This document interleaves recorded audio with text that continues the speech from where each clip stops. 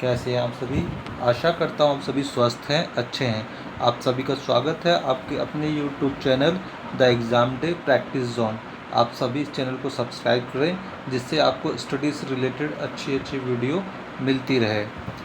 शिक्षा निदेशालय राष्ट्रीय राजधानी क्षेत्र दिल्ली की तरफ से हमें सामाजिक विज्ञान की वर्कशीट नंबर 3 मिली है, जो कि कक्षा 7वीं क्लास के लिए है। ये तिथि 23 जुलाई 2021 का विद्यार्थी यहाँ नाम लिखेंगे, कक्षा अध्यापक का नाम लिखेंगे। आज जो हम पढ़ेंगे और समझेंगे वो क्या है, ग्लोब तथा मानचित्र। ग्लोब तथा मानचित्र, आपने ग्लोब तथा मानचित्र के बारे में पहले भी सुना होगा। इस वर्कशीट में हम उसे आसान भाषा में और समझेंगे। क्या आपने कभी सोचा है कि हमारी पृथ्वी कैसी है, गोल, चपटी या तस्तरी की तरह? बताइए, हमारी पृथ्वी कैसी है? पहले हम ऐसा माना जाता था कि हमारी पृथ्वी गोल है, लेकिन बाद में ये देखा गया और ये निष्कर्ष निकाला गया वैज्ञानिकों के द्वारा कि पृथ्वी गोल ना होकर के थोड़ी सी चपटी है। अब देखिए, ये जो पृथ्वी का ये पूरा ये पिक्चर है। हमारी पृथ्वी पूरी तरीके से गोल नहीं है। ये उत्तरी व दक्षिणी ध्रुव पर थोड़ी सी चपटी तथा बीच में थोड़ी सी उभरी हुई है। उत्तरी और दक्षिणी ध्रुव का मतलब ये है कि ये वाला हिस्सा यहाँ पे थोड़ी सी चपटी और दक्षिणी ध्रुव पे थोड़ी सी चपटी, तो ऊपर से चपटी हो गई तो बीच में क्या हो गई, थोड़ी सी उभरी हुई है। पृथ्वी के इस आकार को भू आब कहा जाता है। पृथ्वी के इस आकार को क्या कहा जाता है, भू आब। लेकिन पृथ्वी का यह चपटापन उत्तर व दक्षिणी ध्रुव पर ना के बराबर है। ना के बराबर है यानी कि बहुत ही मामूली अंतर है, जो कि लगभग 21 किलोमीटर का। आप देखिए, पृथ्वी इतनी बड़ी पृथ्वी है, उस पर 21 किलोमीटर का अंतर, कुछ खास अंतर नहीं है। इसी वजह से इसे ना के बराबर कहा गया है। इसलिए हमें पृथ्वी हमेशा गोल ही दिखाई पड़ती है। यानी कि पृथ्वी को जब देखा जाता है तो ये क्या, गोल ही दिखाई पड़ती है। इसी वजह से इसमें देखिए, विषुवतीय व्यास भी दे रखा है 12,756 किलोमीटर लगभग, और ध्रुवीय व्यास जो है 12,714 है। यानी इन दोनों का अंतर जो हो गया वो 42 किलोमीटर का हो गया। 21 किलोमीटर ऊपर और लगभग 21 किलोमीटर नीचे, उत्तरी और दक्षिणी ध्रुव पर। तो इस वजह से ये 42 किलोमीटर है। तो ये कुछ खास अंतर नहीं है इतनी बड़ी पृथ्वी के लिए, लेकिन फिर भी अगर सही आकार बोला जाए तो थोड़ी सी उत्तरी और दक्षिणी ध्रुव से थोड़ी सी चपटी है और मध्य में थोड़ी सी उभरी हुई है। इसी आकार के कारण इसको भू आब कहा जाता है। अब हम जानेंगे किसके बारे में, ग्लोब के बारे में। सबने ग्लोब देखा होगा आप लोगों ने, इस तरीके से ग्लोब होता है, ठीक है। तो ये क्या होता है, जो ये नीचे ध्रुव के ऊपर जो लगे हुए हैं, इसे क्या कहा जाता है, अक्ष। इसे अक्ष कहा जाता है।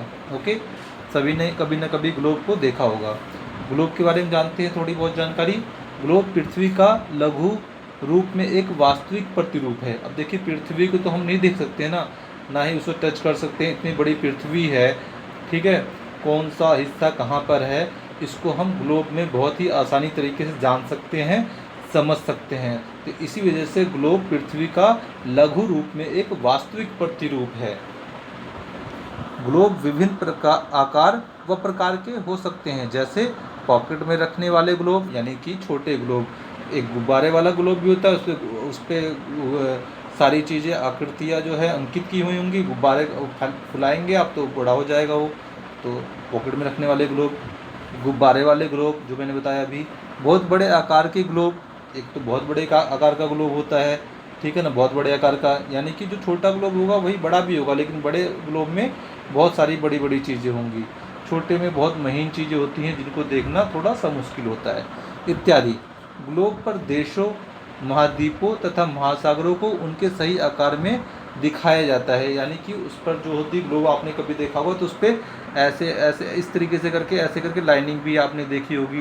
तो इन लाइनिंग की वजह से ही उसको उसके लाइनिंग की वजह से ही उनको सारा का सारा मानचित्र पे जो ग्लोब होता है उस पर दिया रहता है कि किसकी दूरी कितनी है, किस दिशा में है, इस तरीके से।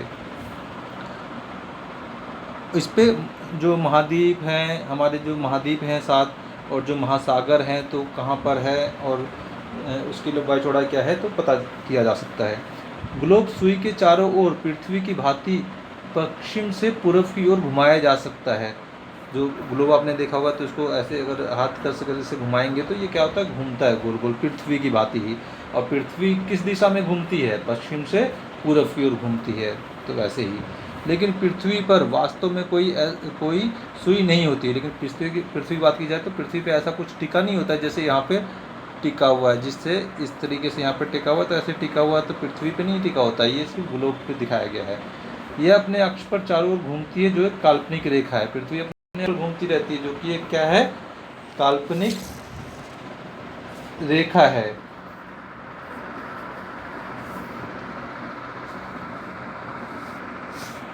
लेकिन रेखाएं होती नहीं हो, काल्पनिक रेखाएं हैं सिर्फ।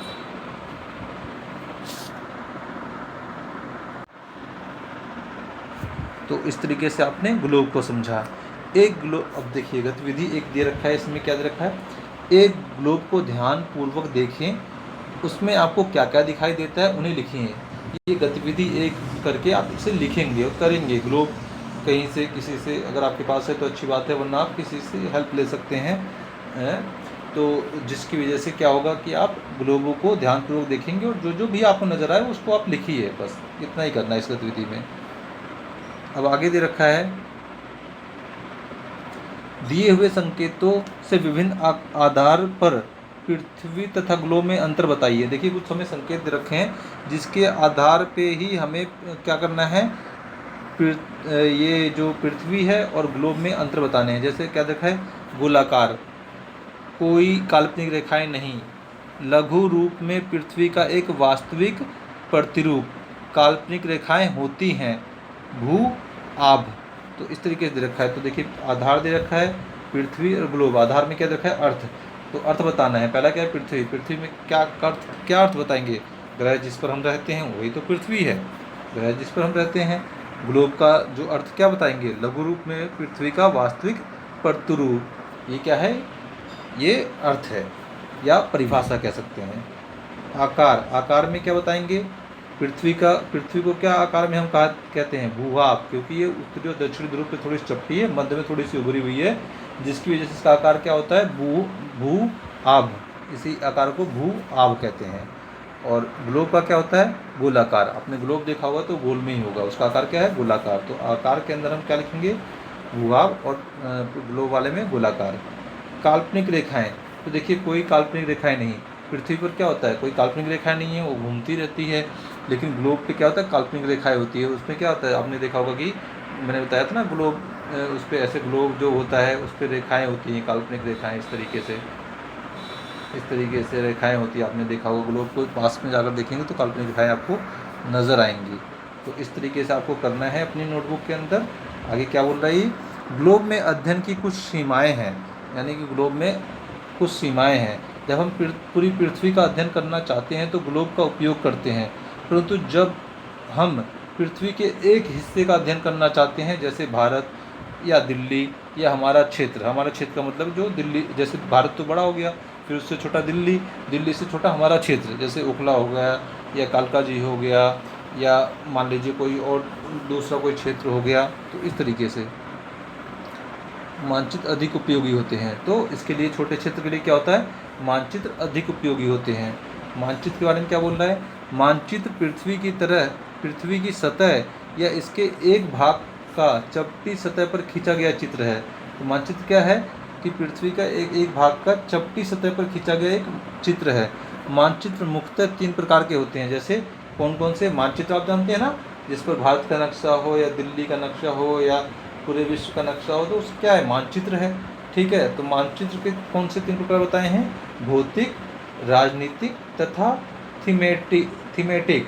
तो भौतिक में क्या होता है, भौतिक में किसी देश के बारे में जानकारी देंगे, ठीक है ना, उसके जो भौतिक क्षेत्र होते हैं, भौतिक क्षेत्र यानी कि सीमाएं जो होती हैं उसका पता चलेगा।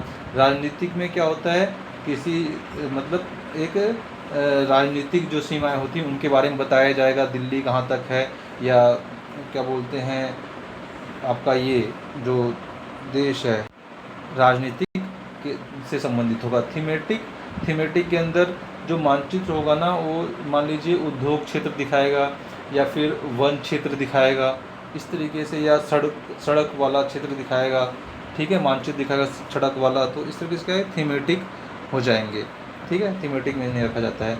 गतिविधि 2 क्या कह रहा है, ग्लोब तथा मानचित्र में समानताएं तथा अंतर बताइए। अब आपने ग्लोब और मानचित्र के बारे में पढ़ा, इनके बारे में अंतर आपको ऐसे करके ग्लोब और मानचित्र में करके ऐसे करके अंतर 2 या 3 अंतर जो है इसी में जो आपने अभी मैंने बताया है, अभी इस तरीके से भाई बताया, ये मानचित्र है और ये ग्लोब है, तो इसी में से अंतर ढूंढ करके लिखना है। जैसे एक तरफ आपने लिख दिया ग्लोब, एक तरफ ग्लोब लिख दिया आपने, एक तरफ मानचित्र लिख दिया, तो ग्लोब में मानचित्र में लिखना है। तो जैसे इसमें देख 2 में बता देता हूँ आपको, ग्लोब का उपयोग करते हैं जब हम पृथ्वी का अध्ययन करना चाहते हैं, यानी कि पृथ्वी का अध्ययन करना चाहते हैं तो ग्लोब का प्रयोग करेंगे। लेकिन अगर क्या होता है, मानचित्र पृथ्वी की सतह छठे अगर पृथ्वी की किसी एक भाग का अध्ययन करना चाहते हैं तो हम मानचित्र का प्रयोग करेंगे, ठीक है ना। पृथ्वी का अध्ययन करना चाहते हैं तो ग्लोब का, और अगर उसका अध्ययन करना चाहते हैं पृथ्वी के किसी एक भाग का, तो क्या है, मानचित्र का प्रयोग करना पड़ेगा। उसी तरीके से और भी जो होते हैं, जैसे मानचित्र के प्रकार लिखेंगे, ग्लोब जैसे गोल होता है, और जो मानचित्र क्या होता है, एक चपटी सतह पर खींचा गया एक चित्र है, ठीक है। इस तरीके से आप 2-3 जो उत्तर होगा वो अच्छे से कर पाएंगे। तो ये आसान सी वर्कशीट, इंटरेस्टिंग वर्कशीट आपको समझ में आई होगी। और ये कोविड से संदेश है, एक 2 गज तथा 6 फुट की शारीरिक दूरी का पालन कीजिए, डिस्टेंस बना के रखिए एक दूसरे के बीच में, ताकि आप अपने आप को सुरक्षित रख पाएँ। तो आशा करता हूँ, उम्मीद करता हूँ अच्छे से आपको समझ में आया होगा। अपना ध्यान रखिए, पढ़ते रहिए, बाय बाय।